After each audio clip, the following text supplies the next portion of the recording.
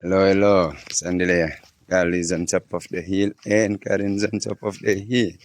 Just right now, standing in front of my grapevine here, of which I'm gonna go back there and show you. Just wanna close this. It looks like this year we might have grapes, and yeah.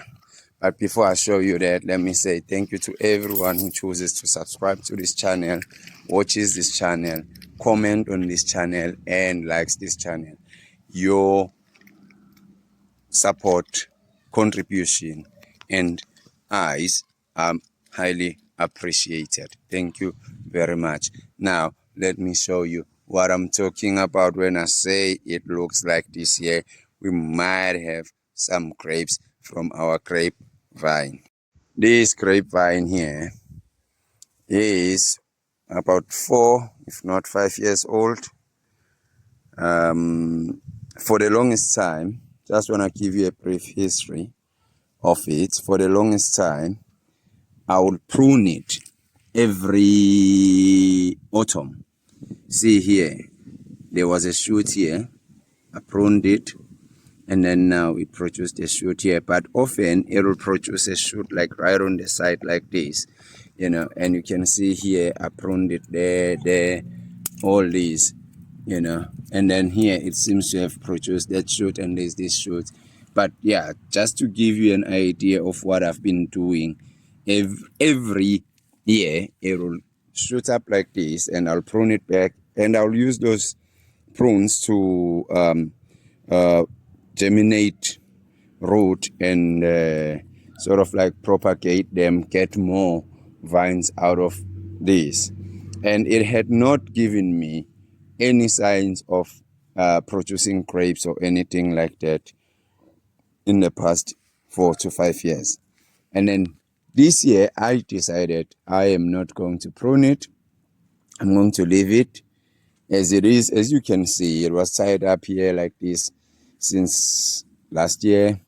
And I was like, yeah, let's see what happens. So I don't know whether this is because of that fact that I did not prune it back, or it is just the fact that it was anyway going to produce maybe this year. Yeah, please don't mind the noise. My house is still being renovated and the guys are working inside there.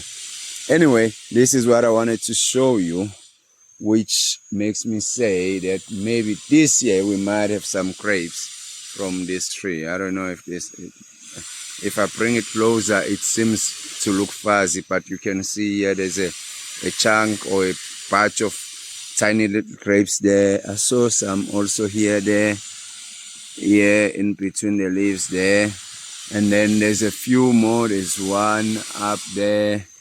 Yeah, and then there's some here on the side here. You can see these ones are even more better developed than the others. I'm gonna try and get on a side where you can see them properly. You can see, look at this. So yeah, what it tells me, look here. Yeah, this year seems to be like, I don't know whether it's because I did not prune it, like I say, or it was just that the fact that this year it will be the time where it's going to produce. But this year looks like it will give us some grapes, even though I would say we might not get to eat them because obviously the monkeys will probably get to them before we do, and even before they are ready. But what makes me happy is the fact that now I can see it is capable of producing, because I was worried that maybe it won't be producing at all. So I'm just gonna leave it like this for this year, maybe even next year, and then after that I'll again cut it back, and I'll take these guys, propagate them, and we'll have more vines, and hopefully those vines won't take longer to be productive. But yeah, this is what I wanted to show you today, that most potentially this year we would have some grapes from our own grapevine here in this house, which will be much appreciated and which will be very beautiful, if you ask me. That's all that it was. Yeah, and maybe one might ask, what is it that I did differently? Maybe for it to produce, like I said, this year I did not prune it back. That's number one.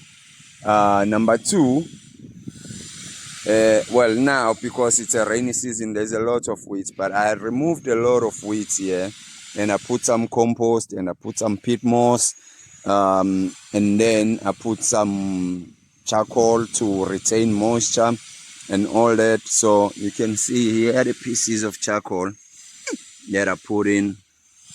You can't really see now the peat moss and all that. So that's what I basically did. You know, you can see the chunks of charcoal that I put in here. Yeah, and then I just clear the weeds and make sure that the weeds and the grass is coming back. I'll pull the grass off and take it off and clear here nicely, you know, and give it my own organic fertilizer. Yeah, but here we are. This is like, yeah, I mean, a lesson that I would say I've learned, which I already had learned, but it has been confirmed, is the fact that with gardening, you need a lot of patience. You need a lot of patience. Patience is key when it comes to this activity of gardening. You need to learn to wait, you know, and yeah. Now we are reaping, or we are about to reap the fruit of that patience and that waiting. Okay, guys, I'm out.